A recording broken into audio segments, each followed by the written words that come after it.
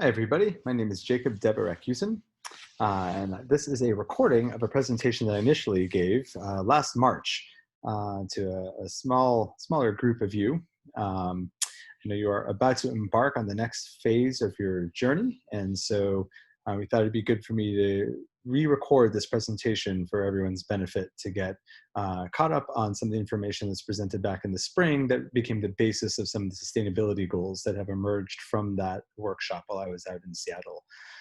So this presentation will sort of encapsulate some of the background information that I presented at that point that you can use as reference as you continue along with your conversations.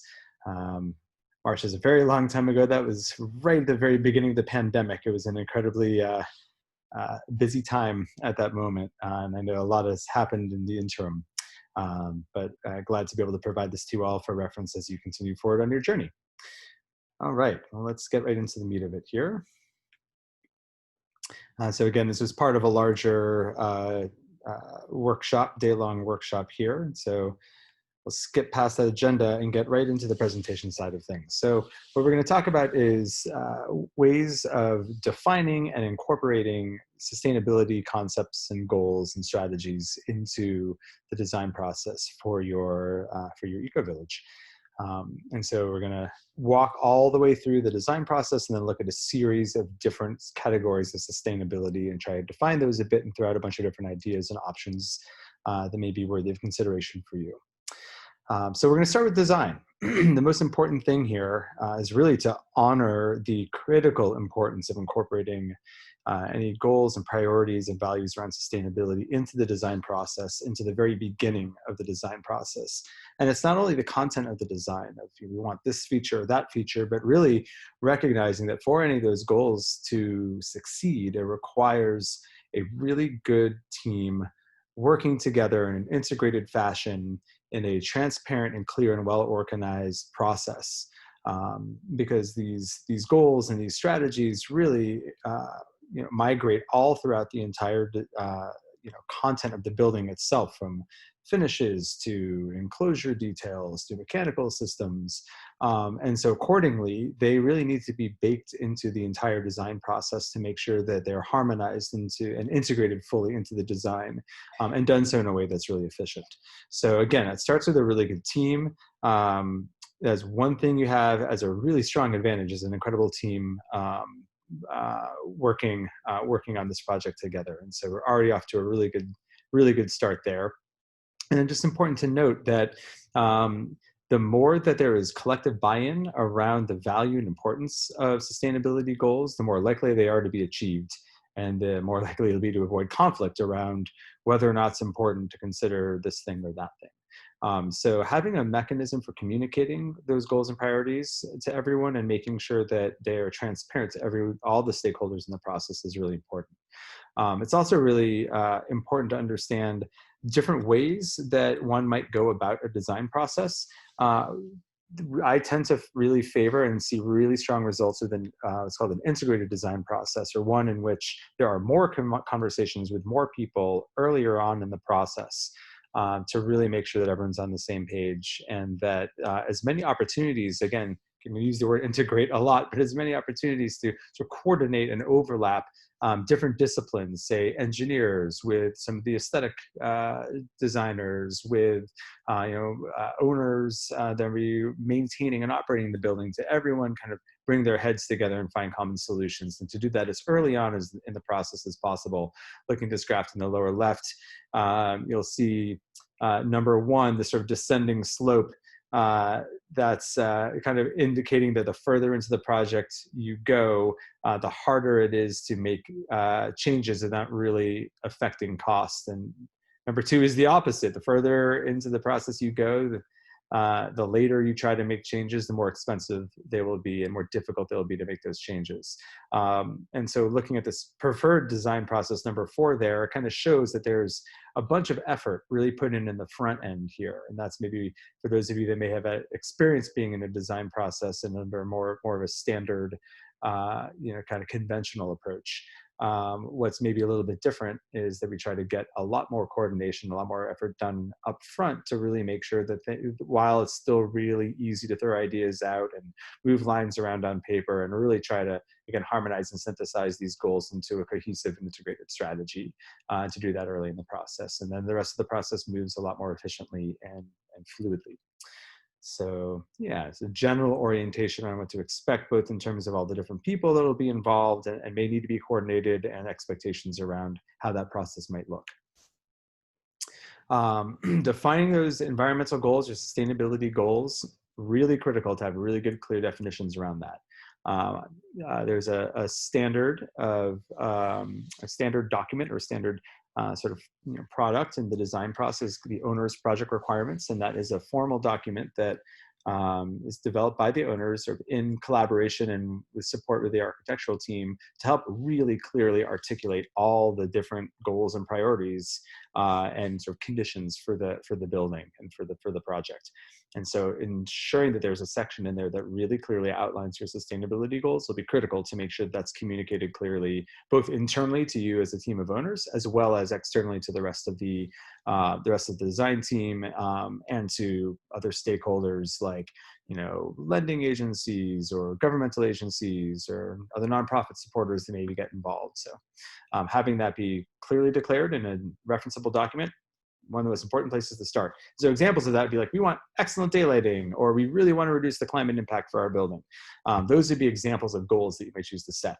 It's also really important to have those goals be referenced as metrics that will give an ability, once you get through the design process, and as well as at the end of the process, the end of the project, to be able to look back and measure against those metrics and say, did we meet that goal?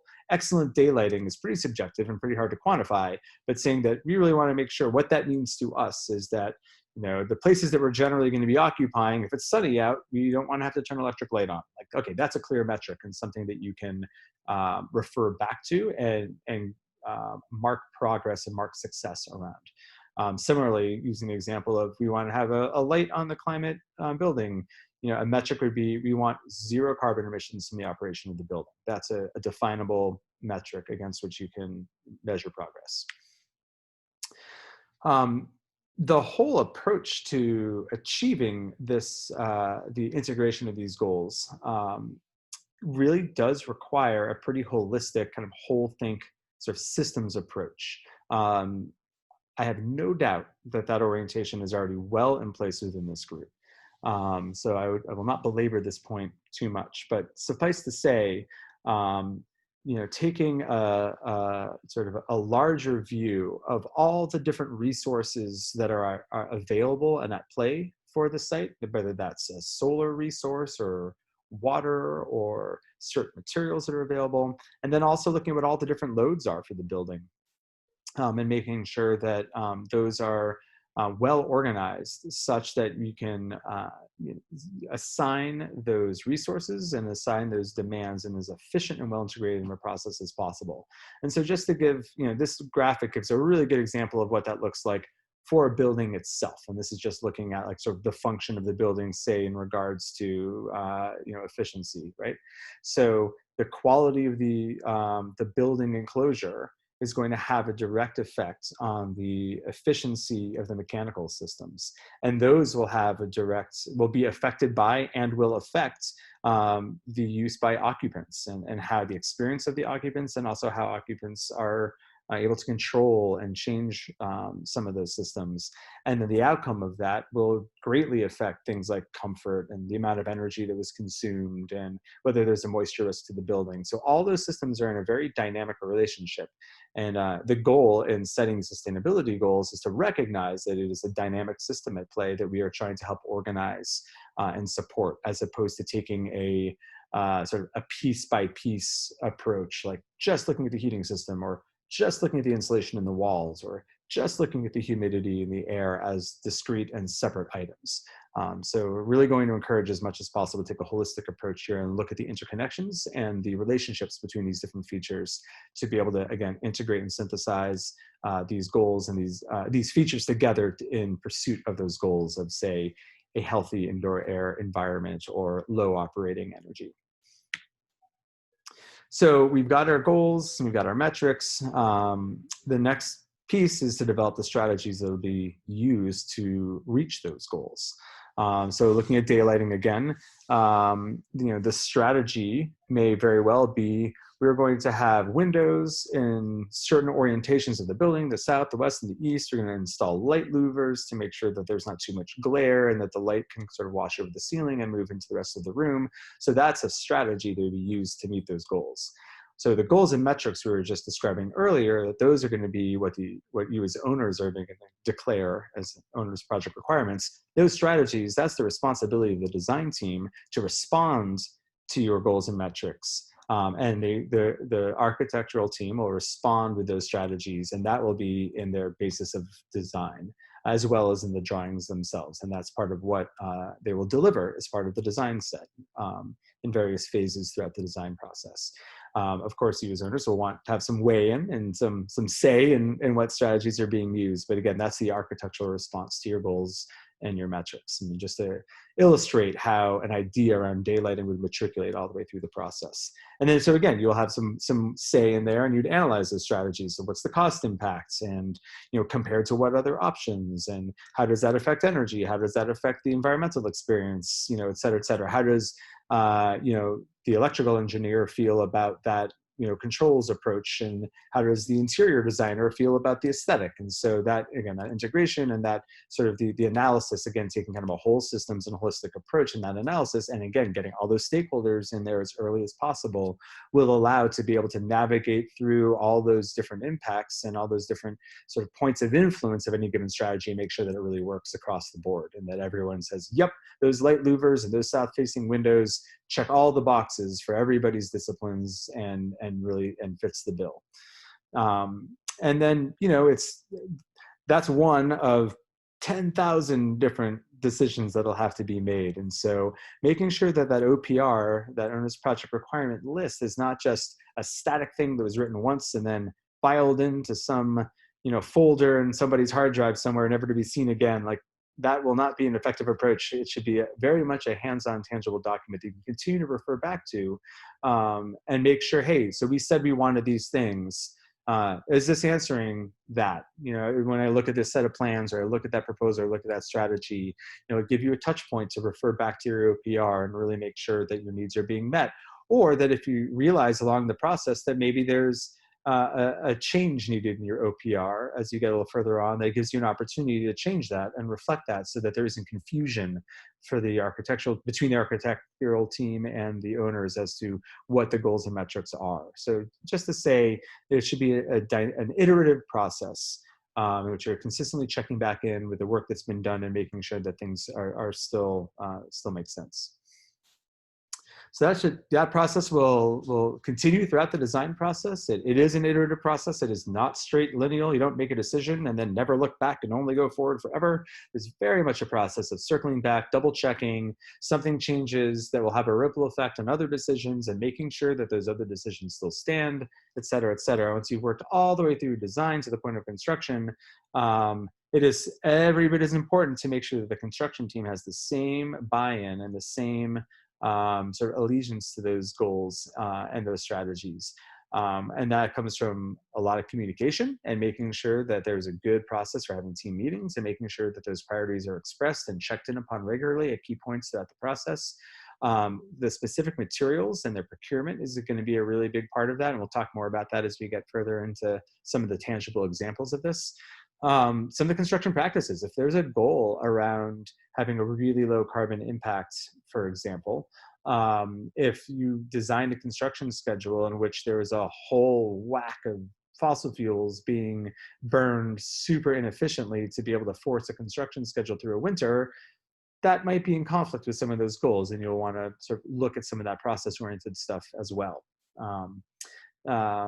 Yeah, and then again, sort of training and inspection, all of that kind of goes all the way through. Long story short, you really want to make sure that the construction process is well integrated into those same goals that were developed at the very beginning of the design process. And there's a through line from design all the way through construction. But it doesn't end with construction. Then you have a building, and then you really need to make sure that everything is working. And so it's a very common piece to kind of like slide into home plate on construction, and then and then just move forward into occupying. And skipping the step of that thorough check to make sure that everything was as it was designed and intended to be.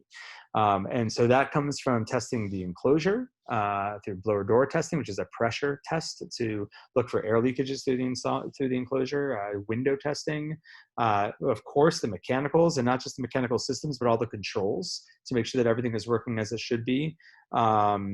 And that there's training involved in that as well. And so part of that commissioning practice is usually associated with a training practice for those who will be tasked with operating and maintaining those systems and maintaining the building. So making sure that that part is followed through can sometimes make or break the efficiency or efficacy of one of those sustainability goals or those design intentions. And so really important to just create budget and time and space and intention around that part of the process. And then the building is used, right? And something always goes wrong, and intentions sometimes change, and there's how you expected to use the building may be a little bit different than how the building is actually used, et cetera, et cetera. And so it's also really important, especially in the case of energy and water and those sort of resources that are inputs into the building on a regular basis, that those just get monitored for at least a year and get a good sense of, is this building doing the thing that we were designing it to do? And so that wants to be designed into the process as well, and really make sure that whether it's in the details of the electrical design or whether it's plumbed into the plumbing system, that you've got some flow meters, whatever it wants to be, just to really make sure that it's designed into the process, that there will be some monitoring and some data collection and some analysis, which will also include interviewing the occupants and saying, hey, is that daylighting strategy work? Is it super glary and you can't see your computer screen, or is it working really great for you? Is it comfortable in here? Does it get too hot or too cold? They're really all those different points of data, from the mechanical pieces and the quantifiable, metrics, all the way up to some of those sort of experiential pieces on behalf of the occupants, that there's a feedback loop there so that things can get caught and addressed. And if we see that, there's a really weird spike there, that it may well be that there's something, there's a fan that's not turning off, or a motor that's not turning off, or if that water use looks like it's all of a sudden spiking, and that, maybe there's a leak someplace that wasn't caught, or a setting that wasn't dialed in correctly or caught fully during commissioning. So again, this is way harder to do after the fact than it is to design it into the process. So again, that may very well be something that you would want to state as an owner in your owner's project requirements, that we really value quality control and really value ensuring the intention of the design was met, and hold that as a priority in what you're asking for in your design. All right, pardon me, wet my palette here.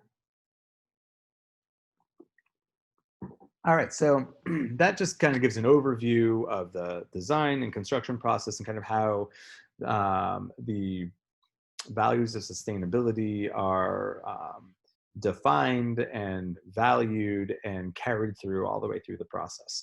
So now let's just go through and look at some of those features. What features are of green buildings or sustainable design, or whatever words you want to throw at it. All these words have somewhat fuzzy definitions. So but let's take a look at some of these features. So again, I'm going to really hammer in the importance of goal setting. If you do not set the goal, it is incredibly unlikely that you will meet it. So starting with really good, clear, well-articulated goals is really the most important thing, at least the first most important place to start. And I'm an advocate of starting with one clear overall environmental goal. It can be a little vague, it can be a little bit sprawling, but it really sort of sets the mission and intention and really highlights the greatest priorities, so that anyone on the team can look at that in a glance and just get a pretty good sense of like, oh, that's what this building is about. This is a low carbon, energy efficient, healthy building that's in harmony with the land by which it's supported. That tells me so much about the design, and will really inform, as I'm looking through a design set or looking through some suggestions, really what the intention is here. So that's a great place to start. In this case, I've broken this into 1, 2, 3, 4, 5, 6, 7 different categories here. There's all sorts of different ways of breaking these apart and defining these. You'll see the UN has a their defined batch of sustainability goals. The LEED rating system has their own breakdown of this. So this is by no means, written on stone tablets. This is just my take on how to break apart some of the different categories of environmental or sustainable content. So those are energy and carbon emissions or climate impacts, the indoor environment within the building, the outdoor environment outside of the building, material selection, stuff that's going into the building, water and waste, which those can be teased apart, but in this case, I have those sort of together as a category. Transportation, which even though it's not the building itself, it is a huge relationship between how people and materials are coming to and leaving from the site, and that can be intentionally designed into the building and site planning process as well, for sure. And then durability and resiliency as themes that can kind of matriculate across all different parts of all of these categories, really. So let's start with climate change and climate impact. I will lead by saying this is a huge piece for me. A really big definition of my work is mitigating the climate impact of our buildings. So, if I sound a little extra passionate, there's a little more material in here around that. That's because that is of particular focus and interest for me. It all starts with a good enclosure. There is absolutely no substitution in addressing climate impact than a really high quality building enclosure that can serve to dramatically reduce the loads, the consumption of energy, whether that's electrical for lighting or heating or cooling or dehumidification. Just absolutely critical. It all starts with having low loads and low impact from a really high in quality enclosure.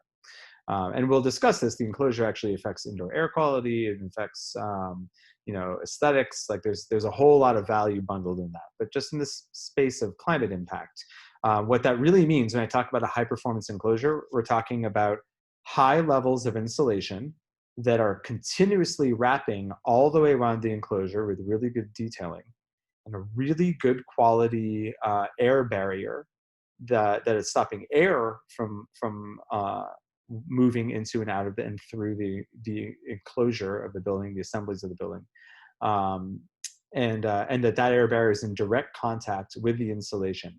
And you've got really great windows that are designed to work well and in concert with the rest of that assembly. And so some examples here, this sort of section detail of the building is really showing where the rubber hits the road.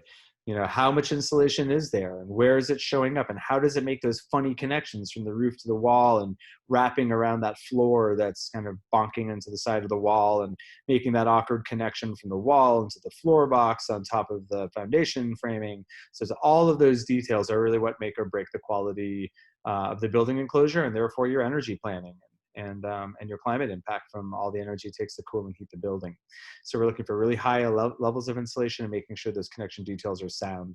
And just to explain what some of these dotted lines are here, this orange dotted line is reflecting where the vapor control layer is. That's a membrane we put in to control how much vapor is able to diffuse into the wall or into the ceiling. This red line is the air barrier, and that's the line that is defining air leakage into and out of the building. And then this blue line on the outside is the moisture control layer, and that's where water is managed and handled. And I'm a big advocate of defining those layers in these section details and making sure that that's clearly defined in all those transitions, and that's what can lead to a really successful high performance enclosure. And then of course looking at windows, we could spend hours talking about windows alone. There's so much to unpack there in terms of the technology and all the different things that windows do for us and all the different reasons we may include them for lighting or ventilation or views or heat gain, et cetera, et cetera. So suffice to say, there's a lot to consider there as well. I'm a big fan of passive systems whenever they work. We know that the sun moves in a very predictable fashion, and we can take great advantage of the free energy it is dumping down onto the planet. And similarly, there's a lot of predictability around how air moves, either dominant wind patterns on a site and how air moves within a building. So we can use our knowledge around and observations around those patterns of natural resources and physics and really help to reduce our energy consumption even further by taking advantage of daylighting and heating in the wintertime by designing the profile of the building to respond to the orientation of the sun around the horizon, designing shading devices intelligently so that when it's in the hotter season, in the summer season, that that sunlight is intentionally shaded away from entering into the building, and then taking advantage of natural ventilation whenever practical and possible through operable windows or other similar features. Recovering energy is another approach here. So all good type buildings need a really good ventilation system to ensure that we're getting the correct amount of filtered and conditioned air where it is needed in the building, and that stale and polluted air is removed. We'll talk more about that when we talk about the indoor environment. But suffice to say, whereas the conventional ventilation systems tend to be really significant energy penalties on a building to achieve appropriate ventilation rates, there is a wide variety of heat and energy recovery ventilation systems. Heat recovery ventilation systems responds just to the fact that let's say in the wintertime, as warm air is leaving and cold air is entering the building, that there is an air-to-air heat exchanger that allows some of the outgoing hot, stale air to dump some of that heat into the incoming cool air and preheat it. And that takes a lot of load off the heating system to warm up all that freezing cold air. An ERV, which is energy recovery, or to be really technically enthalpy recovery, also manages moisture. And that's what we're seeing in this picture here, that this looks like now a warm summer environment where fresh air, hot, humid air is coming in from the outside. And because of the nature of this heat exchanger, it's also exchanging moisture and allows that moisture to be sent right back to the outside and take a ton of that enthalpic load, that latent moisture load off of the cooling system, and really reduce the amount of energy required to keep the building cool and at an appropriate humidity. So looking at those exchanging systems is just another, energy recovery systems is another way to really reduce the operational load of a building on the mechanical side. And a much more simple and straightforward is a drain water heat recovery, where you're taking a shower and you're pouring a whole lot of 100 and maybe 110 degree water down that drain. It's only been out of the shower faucet for just a minute or so before it heads right down that drain. And if you've got cold water that's coming in and needs to be heated from 50 degrees up to 100, 110 degrees to come out of that faucet, well, there's some great opportunity for some passive, non-electric, non-energy consuming energy exchange right there. Having that cold water just wrapping around that drain pipe will take a lot of the outgoing heat energy from the drain water and pass it to that incoming water supply. And that's that much less heating that is required from your hot water heater. So just two examples of, again, from a systems view of looking at the resources that are coming in, the energy flows that are going out, and trying to align those as efficiently as possible. Where the energy comes from is another huge one. Rather than just on a high level, there's a lot that could be sort of said and planned into your site. And given that you live in a particular part of the world and have a particular site that is beyond just a single building, there's a lot of opportunities available for you. And so just on a really high level, so again, all starting on the same page on what some of those options are, photovoltaic panels or PV panels or solar electric panels, those are all the same thing. These are what we should all be familiar to us now, these blue panels that face up towards the sun and take solar energy and turn it into electricity. Those can be integrated directly onto a building. They can be placed in a field or maybe in your communal parking lot as a shade for cars. It can be, and then that one, larger centralized collection can power a series of different buildings. It may well be that there are community projects in your region that are of even larger scale that you'll have the opportunity to buy into, invest into, and receive a share of the power or the credits for the power that's being produced in that area. And that may even expand out to your region. And this is where it'd be good to have conversations with your local utility and see what renewable energy projects your utility supports and has incorporated into their electric mix on their grid. So those are just the the concentric circles of control and of regionality of production for renewable energy that you may have access to, or be able to design for and plan for in your own projects here. So that's maybe the source of the energy, at least for electricity. One thing I didn't actually mention on that last slide is that solar thermal is absolutely an option as well, and that would be hot water, hot fluid created by the sun, and that would go directly onto a building. There's also a photo, let's go back, of wind turbines that this is more of an industrial scale and might be representative of what your grid may have, but it's also certainly possible to put wind turbines up on your property as well, depending on the regulatory environment and how much of a wind resources you have there on the farm. So you have multiple different sources of energy from renewable power. Oh, I guess another one I didn't mention, finding all the little holes here, but biomass would be another one to look at in terms of automated a wood pellet or cordwood or other forms of corn is another. There are pelletized grasses now that are available for heating fuel. So, any of those biogenic renewable fuels are considered biomass fuels. That'd be another energy source you could look at. And then, of course, there's the equipment that runs it. So, if we're really concerned about climate change, certainly one of the sort of leading approach around minimizing the operational. That's now I say operational. That's the energy that is required to operate the building and lighting, heating, cooling, ventilating. There's operational emissions that are primarily based on the amount of energy you're consuming and the quality of that energy. Really, one of the best ways to approach that is what we call a path of strategic electrification, which is when we're trying to power our buildings as much as possible off electricity, because that can be powered by renewable sources as opposed to fossil fuels, which are inherently non-renewable.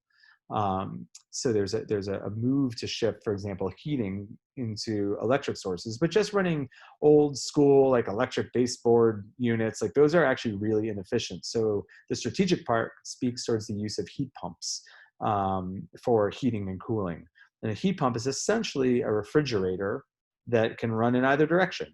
So there's a coolant loop that's connected to a compressor, and that coolant is forced to change phase from a liquid to a gas under high and low pressure environments. And in that process, that coolant will either absorb a lot of heat or release a lot of heat. And that can be used for either heating or cooling with the same equipment. And so a lot of us are now used to seeing these little ductless mini split air source heat pumps, these little widgets that sit on a wall and provide either heating or cooling, and they connect to this compressor on the outside, and a coolant loop connects them. And those are now, I'm in cold northern Vermont, where we install these in buildings, and they run down to close to negative 20 degrees Fahrenheit, and it can still extract enough heat out of negative 20 degree air to successfully heat some of our buildings, which is pretty incredible. And likewise, it is probably the most efficient way you could provide cooling to a residence. To the tune of about 200 to 300% efficiency. So for every kilowatt hour it takes to run the compressor and the coolant loop, depending on the weather and depending on your set points, it usually produces 2 to 3 or even more kilowatts of either heating or cooling. So that's the type of efficiency I'm talking about. These come in much larger units. If you do end up building some larger buildings, more of a central house or a series of combined residences, you can gain even greater efficiencies by some centralized equipment. And they don't all have to be these boxes that are arguably not the most attractive in the world. We've done those as ducted systems. Like a forced hot air system that instead of burning propane and having a massive air conditioning chiller would be much more efficiently run by an inline ducted heat pump. There's also ground source heat pumps that instead of using the air are running a loop through the ground. There's also heat pumps we're starting to use now that instead of taking heat and turning it into hot or cold air, are air to water systems, and they will create a hot or cold water that can be circulated in the building. So there's a ton of flexibility there. There's probably as many different options as you could hope to imagine at this point. There's also standalone units specifically for hot water heating. This has a little heat pump right on top of this hot water tank, and this will take heat from the surrounding air. And so this would say if you had it in a basement, it would take the heat from the air in the basement, and through that heat pump convert that into through a heat exchanger to heat up the domestic hot water for your water needs. And that will cool off the basement. It'll take heat from the basement actively. And so in the summertime, that can be a really good cooling and dehumidification strategy for summertime hot water loads. So again, just a good sort of span of heat pump technology that's out there. We, in our region, do a fair amount of automated pellet boilers as well as a way of using a biomass fuel and an efficient combustion to be able to achieve our heating needs. So there's some other options out there as well. But it's hard to argue, unless you really know how the forests are being managed, providing that biomass, and you've really followed that quality control all the way back up the supply chain, up to the forest itself, to ensure that forest is being managed really appropriately and is a net gain for the ecosystem service of carbon reduction from the atmosphere by how that forest is managed. Unless you can verify that, then it's much more likely that a heat pump is going to be better for the climate than really burning anything. But again, that's only one criteria. There's for sure a whole bunch of other criteria that you may have, and that I know this group already does have around, appropriate technology and complexity to consider in the correct system. Looking at the energy and carbon emissions, this is where being able to track how the building is doing is really important. So if you're seeing really big spikes in your hot water or in your cooling loads or in your heating loads, that you'll be able to analyze that and either verify that things are working as they should, or identify problems that you might otherwise never have an awareness for or an understanding of if you're just paying your bill every month and not really understanding why it's the rate that it is, or should it really actually be that high. So I want to talk for a minute here about materials. We're going to talk a little more about materials in its own section, but in terms of climate impact, the concept of embodied carbon and the carbon emissions of the materials themselves has become a really, really big focus for me personally and for our industry as a whole. So what we're recognizing is that, if we accept the near consensus of the global scientific community that we have a very short period of time, somewhere in the range of 10 to 30 years, to dramatically reduce and even get to zero emissions from the building sector. To achieve that goal, we need to make really short-term reductions.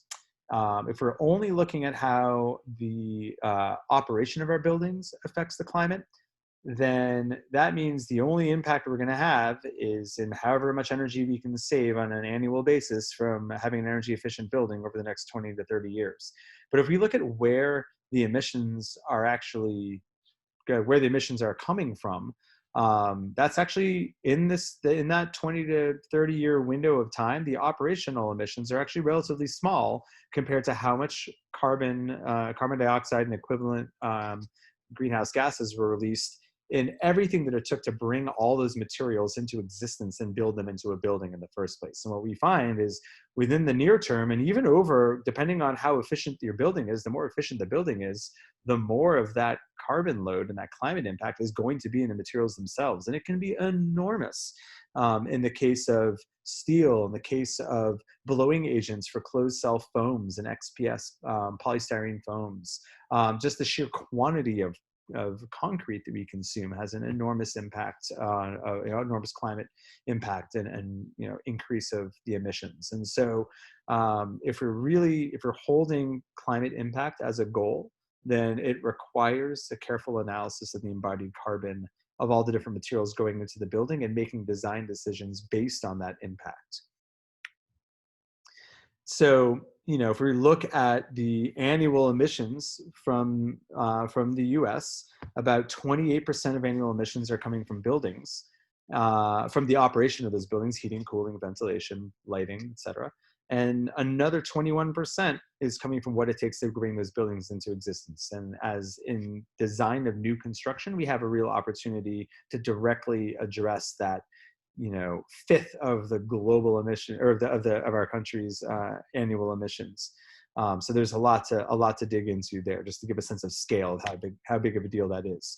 So I'm going to just describe really briefly what my personal philosophy is, and what I would certainly, as a consultant to you all, would encourage you to evaluate in material selection and an overall design approach in response to climate impact. And that is, again, a very whole systems and holistic approach to how we address this. And it's not a how can we reduce our impact in this material or that material approach. Again, I feel it's a little too reductionist and sets too short of a goal to really hit the targets that we need to improve the performance of our buildings as it relates to climate impact.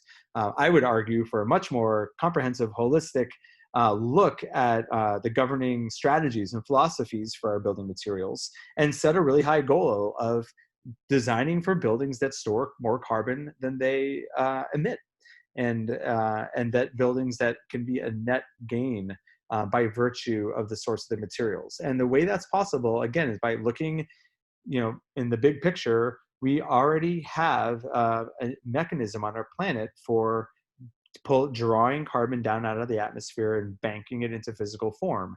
That happens in oceans to an enormous extent, and it happens right here on the terrestrial, our terrestrial environment through plants.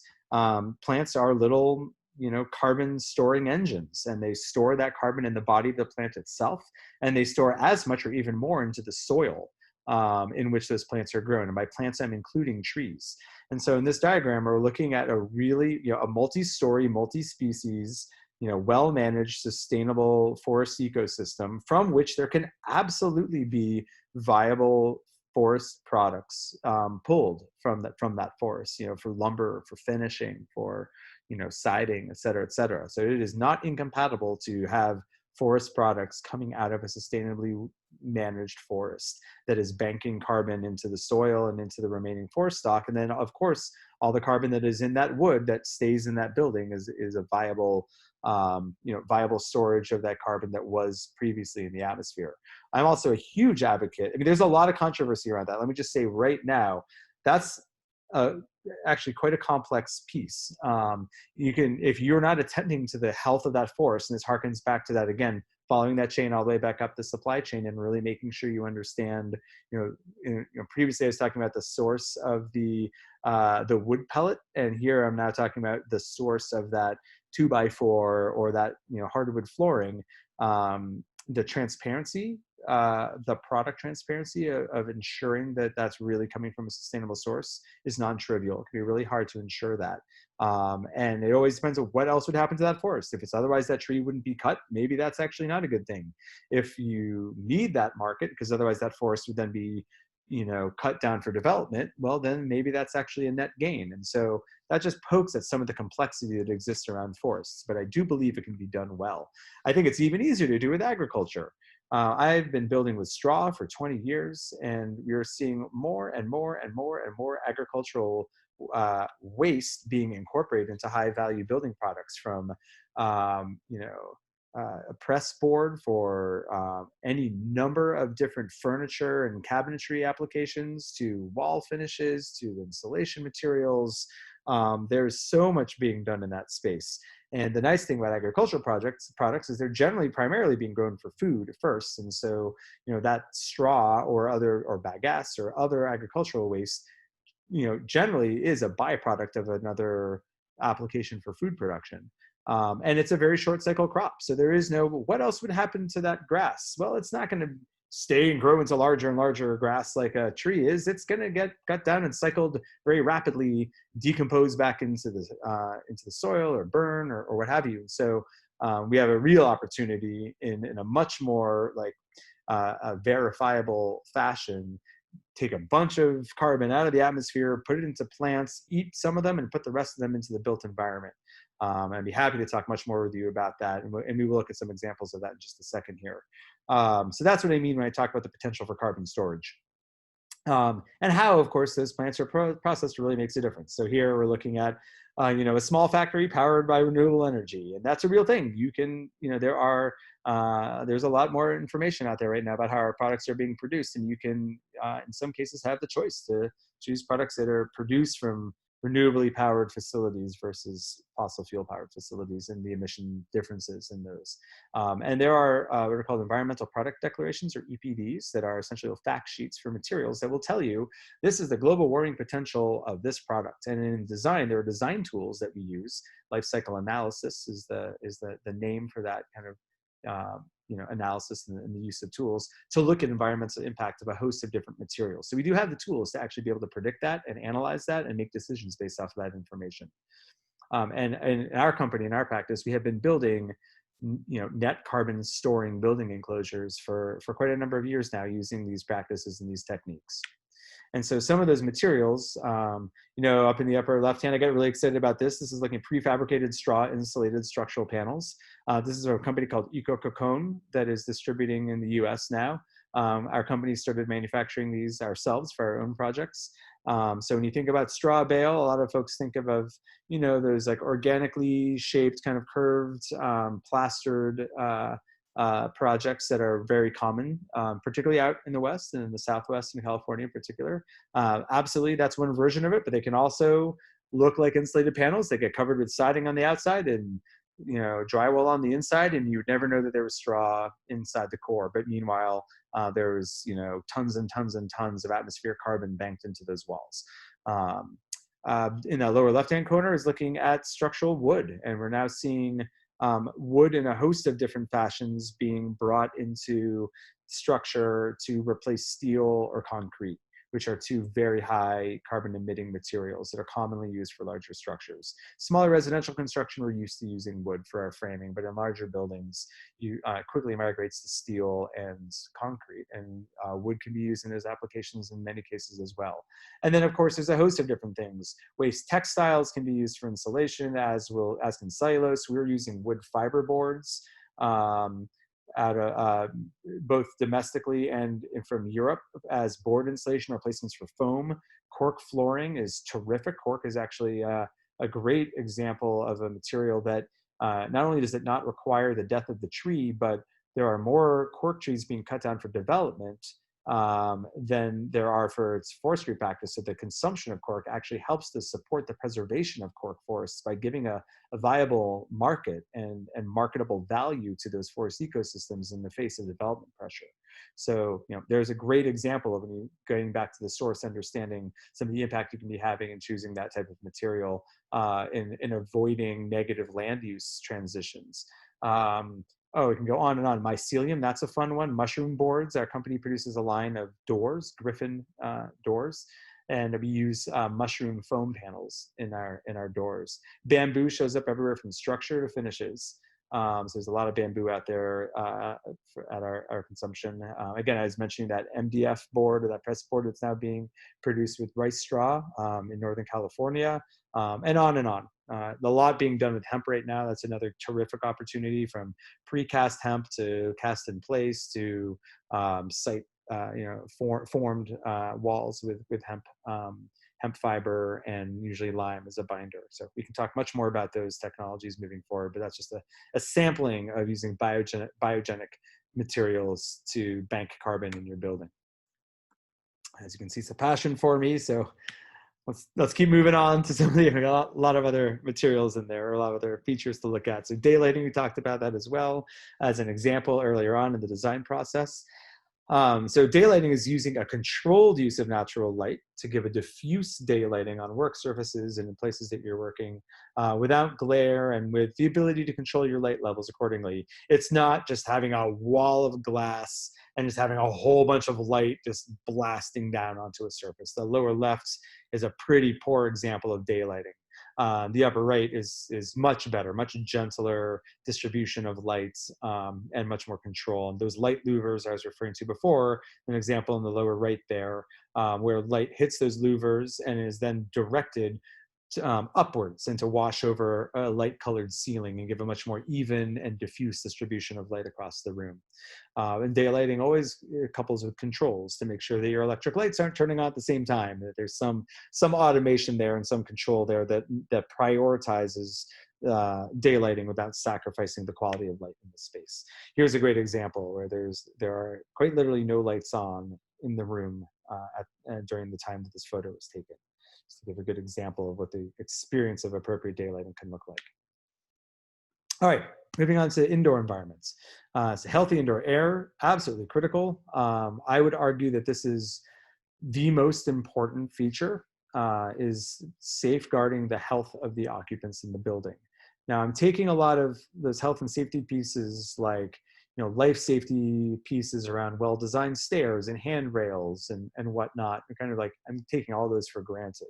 But we do not have a good track record in this country of providing good, fresh, healthy indoor air. And there's a number of different things that we can do to address that. Having surfaces that are not collectors for allergens.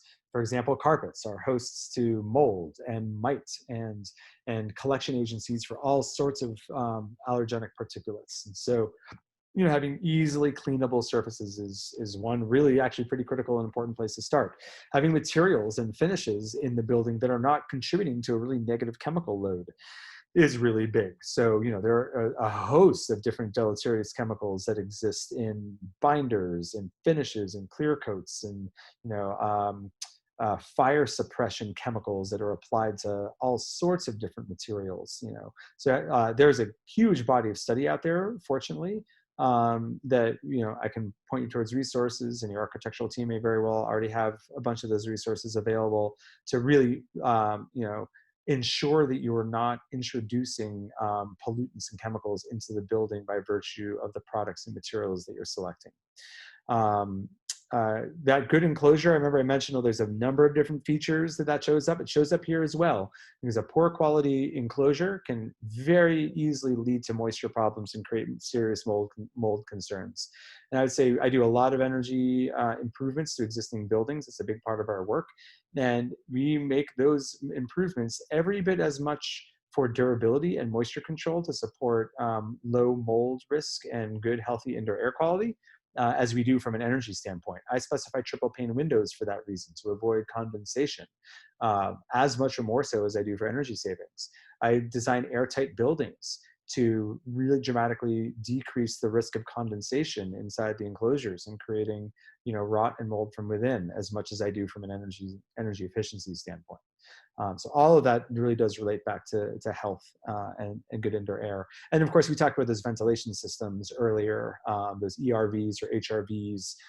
Yes, it's great that there's an energy recovery core there that helps to reduce the energy impact, but their whole point is that those systems ensure that pollutants that are in the natural to the building, that are created from our respiration. Water is a pollutant when it's in too great of a concentration. So from showering or cooking, all of those different environments, that there is a verified system that can exfiltrate all of those pollutants safely out of the building, and then provide the correct amount of the correct temperature, well-filtered, fresh air in the locations that it's required, like bedrooms or living rooms, at the time that you want it. And that's really the hallmark of a good ventilation system, is that it can really provide superior air quality by answering all those different control criteria. But that not to say that you can't have natural and passive systems too. My favorite systems are ones where you shut that ventilation system off whenever the weather is favorable, and you open up the windows, and you have windows that are designed strategically to encourage good fresh air circulation. Now, that only works if the air outside is good and clean and fresh. I've been to the site that you all are developing, and there's a very good, clean site. You're not in a region where there is a huge plume of noxious chemicals that are sort of generally wafting over your site. So that's really helpful. That said, if you've got an attached garage, there is some really noxious chemicals coming out of that car, dripping off of that car, and all the gas cans or anything you may have sort of in that garage, so on and so forth. And one person's, fresh spring smell may be someone else's allergy attack. And I've got clients for whom, they do not use natural ventilation as a solution for cooling, because it drives them into an allergic reaction because of the plantings in their environment. And so in that case, yes, absolutely, you'd be relying on a ventilation system to make up for what natural ventilation might not otherwise be able to provide in terms of good indoor air quality. And I truly believe that indoor air quality, there can be some good base metrics for what is appropriate, but ultimately that is defined by the occupant. And different people have different sensitivities to different chemicals and chemical and biological and particulate exposures. And that needs to be part of the OPR as well, to define what is appropriate for this building or that building, and ensure that the passive or active ventilation systems are designed in response to that, to ensure that that indoor environment is healthy and safe for the needs of that occupant. I'm going to not spend very much time at all talking about the outdoor environment, because I am very well aware of the capacity internal to your team around permaculture and landscape design and site design. So I'm going to move right through this. Suffice to say that it is absolutely a critical consideration and part of your sustainability planning. The building is not an island. It does not exist independent of its environment. And we are absolutely in the spirit and follow through of that holistic approach to buildings. We absolutely need to consider the relationship between the building and its wider environment, and what's happening there. And so, I'm highlighting water here partially because I know that water is a more of a scarce resource for you than it is for me here in the East. But suffice to say, there is a tremendous amount of water that is consumed through landscapes and planting. The same way that we can look at trees to be shading devices for our buildings, we also look at buildings in many cases to supply the water and the power it takes to pull that water out of an aquifer and pressurize it to support those plantings. And so just honoring that there's a relationship there and designing for that as well is really important. And rainwater management is a really big deal. So if you've got a building, that is a big old collection of water that is going to concentrate and consolidate in certain locations. When we get further into building design, we will talk about the critical importance of managing water on a site and concentrating it in certain locations to be able to direct it safely away from the building. That is a huge part of good enclosure design and good siting of a building. And so accordingly, we need to make sure that that water is not causing erosion problems, picking up contaminants and pollutants off of, roadways and travelways, and disrupting, wastewater facilities, receptive facilities, or overwhelming storm drains, et cetera, et cetera. And so there's another really tangible example, not of water use from the landscape, but of the ecosystem service of water retention and distribution and management that we're maybe asking of our immediate landscape, and making sure that that's really well designed as well. And so here, on the right here, we're looking at examples of impervious pavers. So, this is a place you'd be able to drive, but rather than having a whole lot of water wash over that roadway and overwhelm a storm drain, it can percolate and filter into the ground in a much more better managed, controlled fashion.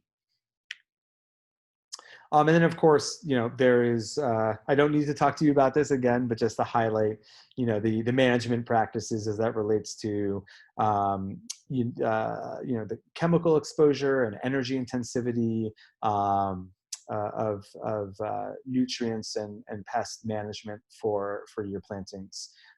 There's another whole relationship there that is good to honor and name, highlight as a goal if it is important to you. Again, you've got plenty of resources within your team to help address that.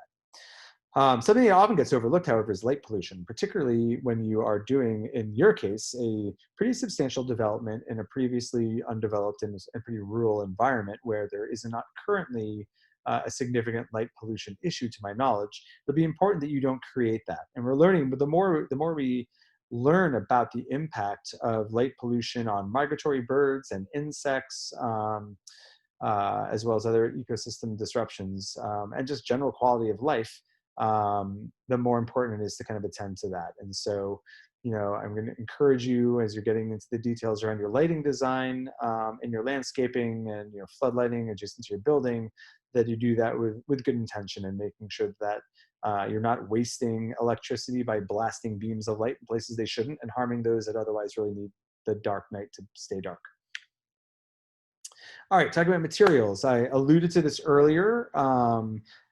not alluded, I've gone into some depth already about this, so we don't need to spend too much time, but it does deserve its own focus, partially because of its importance and partially because there are parts within the design and construction processes in which there's a lot of focus on what material you're specifying and what that particular product is and where that product is coming from, and this one or that one, and can I use this one instead, and if I use that one then these things happen. There's a lot that really gets unpacked there. And so just to really highlight again the importance of having the sustainability goals really clearly articulated so you know what you're evaluating these materials against.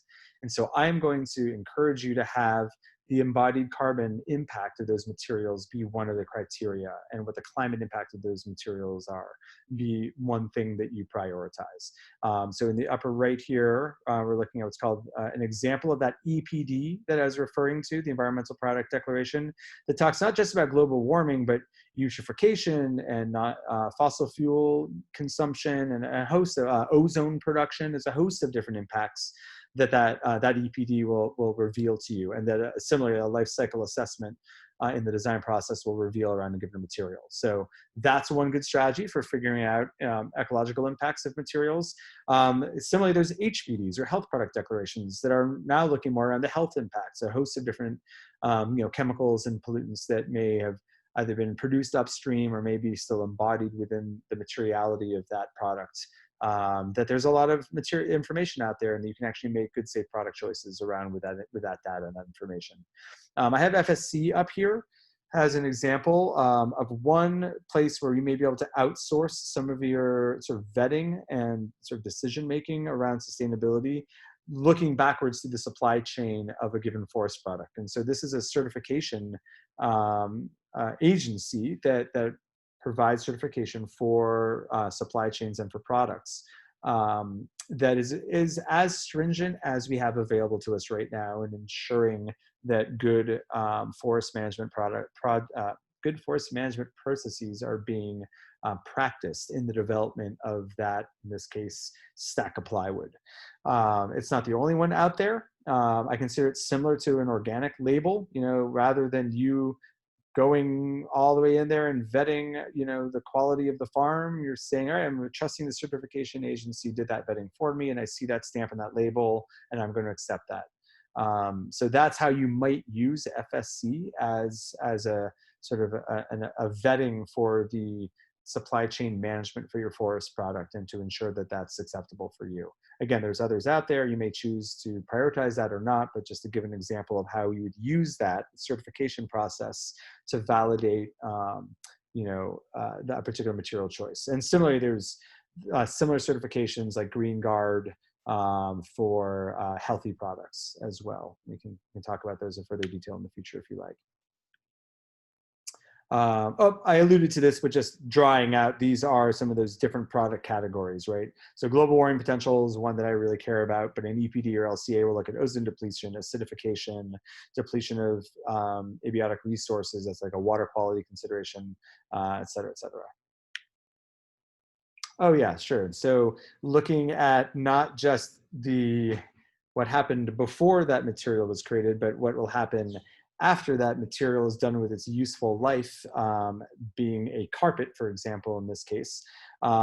You can make product decisions that will support what's called a cradle to cradle, or a circular economy or circular process for that material.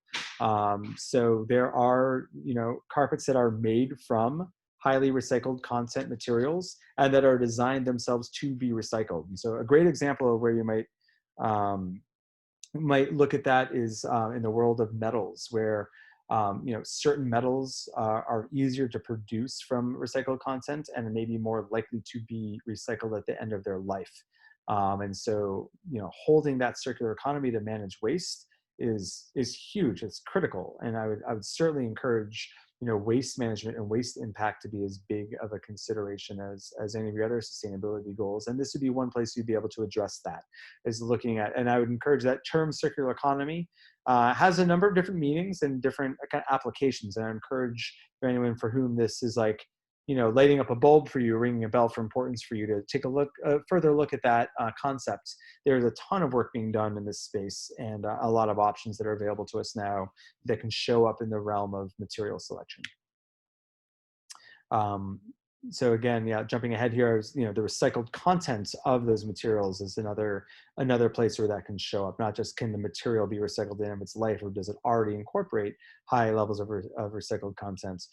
In this case, my favorite example, this is cellulose in this attic. Cellulose is a form of insulation made primarily of waste paper. Generally, 86% or more of that product, that insulation product, used to be newspapers, but no one reads newspapers anymore. So then it was paperback novels, pulp fiction, if you will.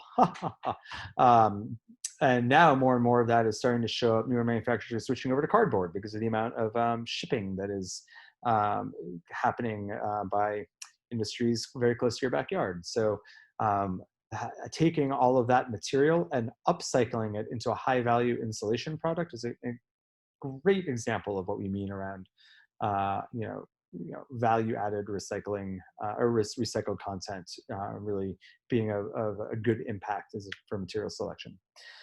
I am a huge I'm a huge advocate of working with local materials. That is sort of at the core of my my sort of expression of my value system as a designer and as a builder. And it hits lots of notes, from investing in local economies to supporting and establishing a relationship with local ecologies, to supporting land-based industries in sustainable fashions, to the embodied carbon benefits of working with biogenic materials grown in sustainable means, to the vernacular aesthetic and the absolute beauty of what natural materials look like when they're allowed to shine, and the reflection that has in a building of the environment from which it was created, and the harmonization of the building within its local and regional environment by the use of materials that are from that place. I could keep going. I'll stop right there. There's plenty more to say about that, but that, I would like to highlight the intention of regionality, and using materials that are from, close to their source, working with wood and stone and earth, and allowing those to reveal and express their beauty and not be reliant on more industrially intensive materials to do all the heavy lifting for something that looks attractive in your home. So much to say about water. I will certainly own that this is not my primary area of expertise. I live in a very wet part of the world where water conservation has just not really been a really significant driving factor for a lot of our projects. However, it really should be, and it very much is for folks in the West right now. I really understand, and we're in a drought ourselves, and are rapidly integrating low water consumption features throughout our buildings in a number of different ways. So looking at toilets is one place to start with that. There's a host of different low water and no water and composting toilet solutions available. Actually have a pretty decent amount of experience in this realm, and there's a lot of really strong benefits to this.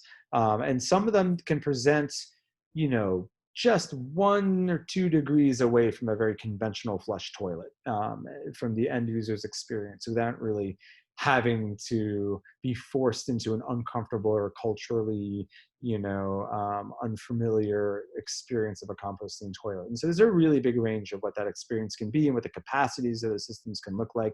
They definitely require design considerations. The best systems for that more like seamless approach tend to be larger, and these 2-story systems where you'd have a larger unit in the basement and then a toilet seat up above. And so that would certainly impact the design of a building as to whether or not that system would be viable. The capture and use of water is really important too. We did sort of point at this a little bit when we were talking about stormwater and kind of managing water as a quote waste or overabundant resource, when we were looking at the outdoor environment and what the outdoor environment adjacent to your structures may need to absorb. In this case, we're looking at water as a viable, rainwater or runoff as a viable resource that we can make use of. It gets increasingly more complicated and expensive and difficult to upgrade that water from rainwater all the way to the point of potable use.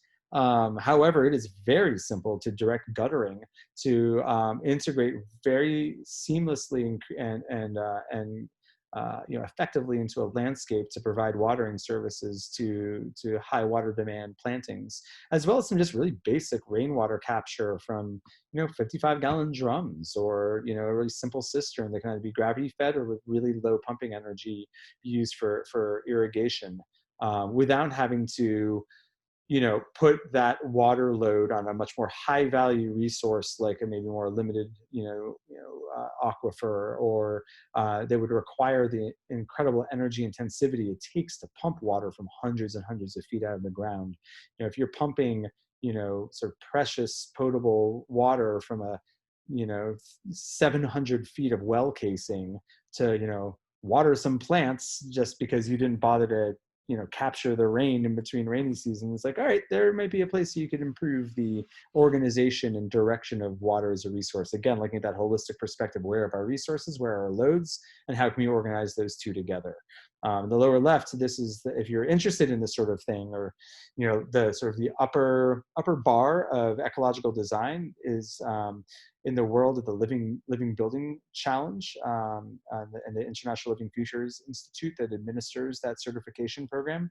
And the R.W. Kern Center, shown here in the lower right, is one of the early success stories and recipients of buildings to be certified as a living building. And a huge part of that is a zero water facility that they capture and use the water that is required for that facility on an annual basis. And so this is an example of how big you can scale up water capture and recycling.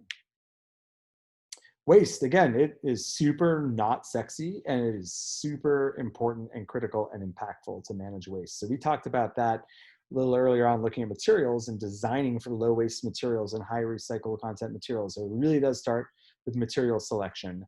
I direct you towards the Endeavor Center, and Chris Magwood and Jen Fagan there have done a whole lot to really address waste. They have a great photo of one of their houses where Jen is holding like 2 garbage bags of waste, and that was the totality of trash that they had to throw away at the end of their building. And anyone that's been on a commercial job site or conventional job site will see how much material gets hurled into the big rubbish bin to get pulled away and dumped somewhere, usually a place that we're not aware of. So once you are on site, being really explicit and clear and easy in your systems for waste management is another really important piece. So making sure that you check in with your local regional waste management facility and figure out, hey, what are my options here?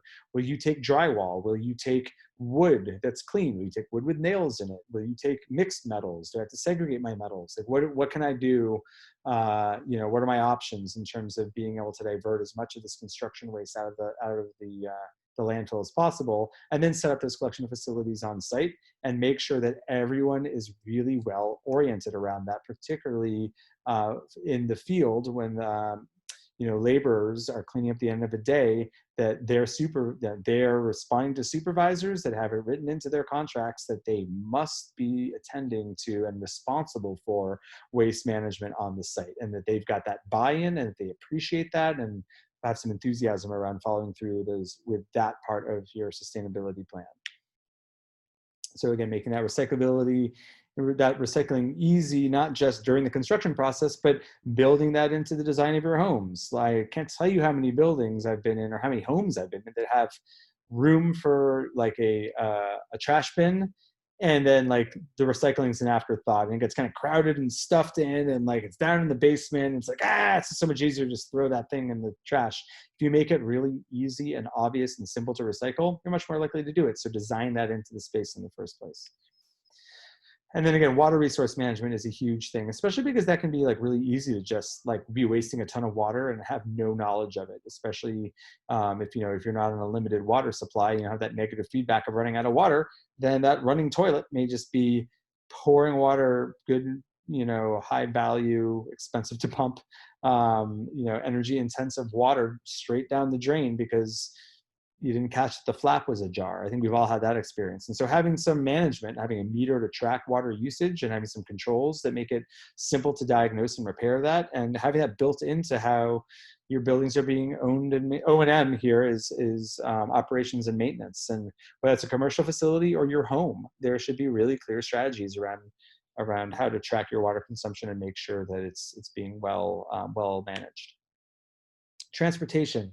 I'm not going to get too deep into this right now. Again, this is not my major area of expertise, and I know given that this is a community development, there's probably a whole lot of attention already being paid to this. So I'm just going to highlight this as a really, really important criteria, particularly in that you are all in a rural landscape. If you do have environmental impact as a sustainability goal, certainly climate impact, if not other issues around noise or traffic, getting along well with your neighbors. Like there's a lot of value and impact that's associated with how you're getting to and from your buildings. And so organizing for that, designing from that from the front end is really, really important. That segue photo in the center bottom there is a little bit tongue in cheek, but suffice to say, there's a lot of different really creative solutions for how we can get ourselves around. And, do you need an entire vehicle to yourself if you're working, part-time from home now in this post-COVID environment? So there's some lifestyle pieces that you may be able to organize and use that to optimize the efficiency and reduction of impact from your transportation planning for your project. And some of that more tangibly as it comes to the development of built infrastructure would look at providing the appropriate amounts and appropriate locations for electric car charging stations. EV chargers are now becoming pretty standard. There's different types. They have, they match different cars. There's different electrical requirements for them. They have different first costs. There's different ways to organize them around a site. But just playing for that is huge. And solar canopies are a terrific way of being able to integrate solar electric generation that may very well be used for the vehicles parked underneath them into a landscape, and then at the same time provide shading for cars and some meaningful protection for cars at the same time. So those are great examples of stacked benefits and well-organized patterns that overlap some built infrastructure with transportation infrastructure that also refers back to your energy and your electric infrastructure and loads and impacts. So again, taking a holistic perspective to see where the nexus and the intersection of all those different resources and impact categories comes together. And then honestly, durability is one of the core hallmarks of sustainability. If that building only lives half as long as it was poorly done, then doesn't matter how green those materials were, how intentional the design was, if it's not able to actually end its service life at a good long life.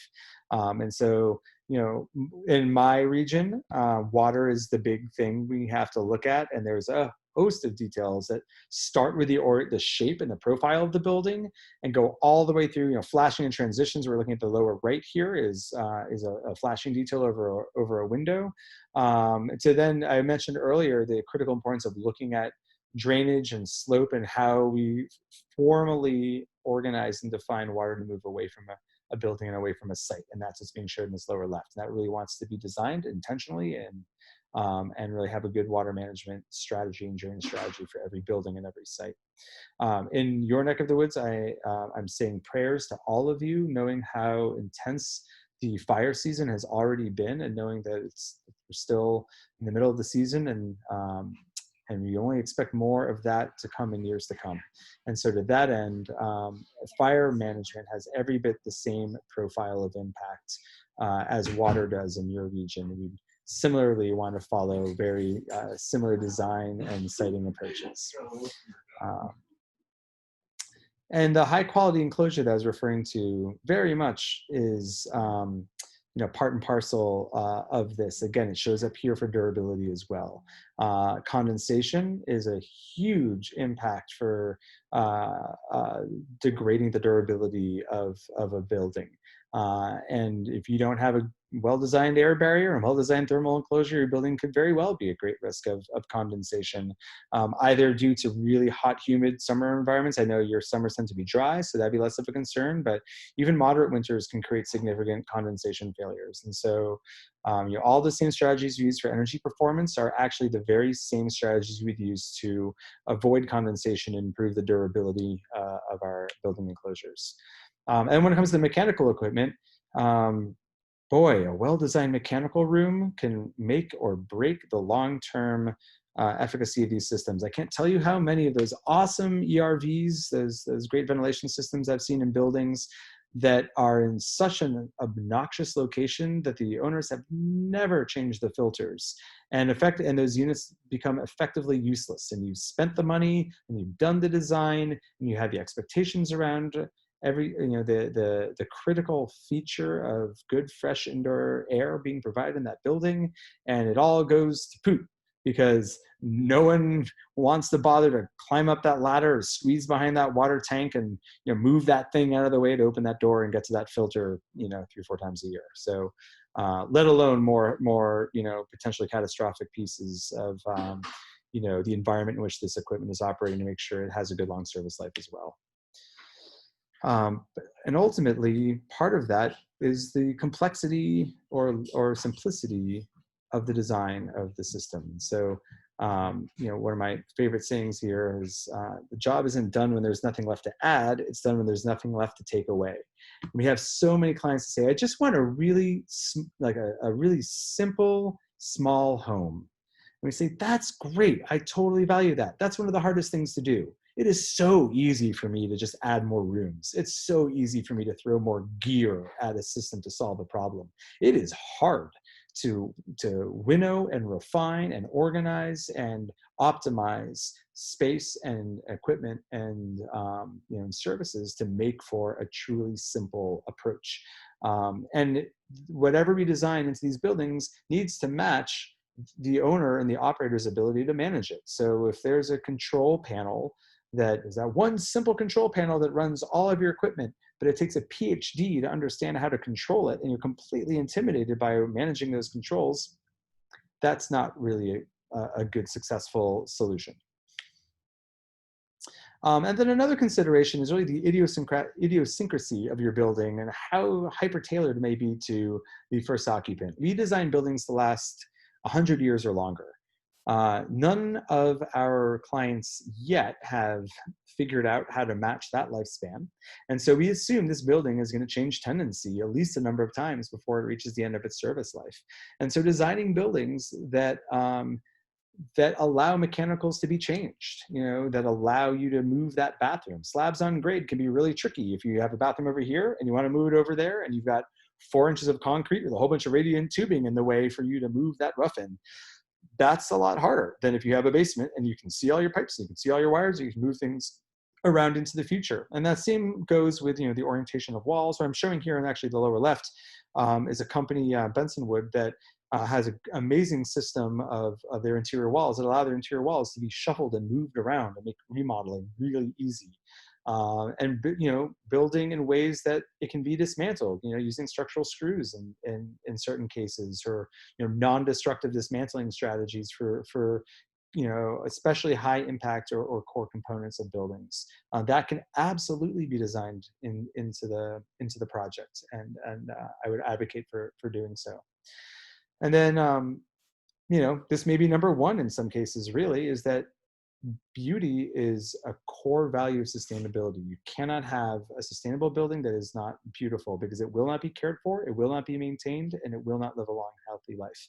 And it will not tend to the needs of the occupants of that building either. People need beauty to feel whole in their space, and to feel inspired, and to feel like they can go out and do their best work and live their best lives. And so, if the purpose of our buildings is to support the occupants, then beauty has to be a core component of that as well. And of course, I will then return to the inherent beauty of natural materials.